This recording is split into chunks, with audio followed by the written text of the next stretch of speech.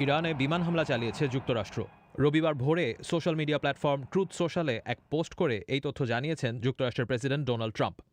Trump তার পোস্টে লিখেছেন যে ইরানের ফোর্দো, নাতানজ আর ইস্পাহানের পারমাণবিক ঘাঁটিতে সফলভাবে হামলা চালানো হয়েছে এবং হামলা শেষে সব বিমান এখন ইরানের বায়ুসীমার বাইরে আছে।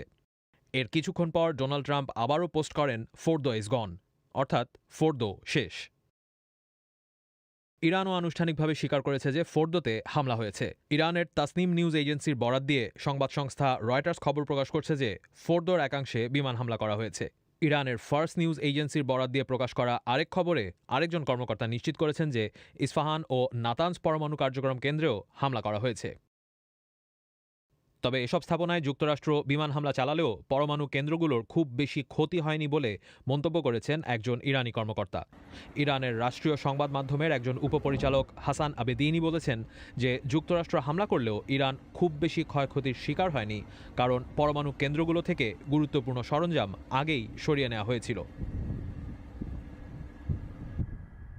ইরানে হওয়া এই হামলায় যুক্তরাষ্ট্রের B-2 স্পিরিট বম্বার বিমানও অংশ নিয়েছিল বলে সংবাদ সংস্থা রয়টার্সকে জানিয়েছেন একজন মার্কিন কর্মকর্তা। মাটির নিচের স্থাপনায় আঘাত করতে সক্ষম 30,000 পাউন্ডের বোমা GBU-57 শুধুমাত্র এই বিমানই নিক্ষেপ করতে পারে। কিছুদিন আগে যুক্তরাষ্ট্র ইরানের 4,000 কিলোমিটারের মধ্যে থাকা এক বিমান ঘাঁটিতে এই ধরনের কয়েকটি বিমান নিয়ে রেখেছিল। তবে দুদিন আগে এই ধরনের কয়েকটি বিমান ইরান থেকে প্রায় 9,500 কিলোমিটার দূরের এক বিমান ঘাঁটিতে নিয়ে রাখা হয়। এদিকে ইরানে ট্রাম্পের হামলার সিদ্ধান্তের পর এর পক্ষে বিপক্ষে মিশ্র প্রতিক্রিয়া দিয়েছেন যুক্তরাষ্ট্রের আইন প্রণেতারা।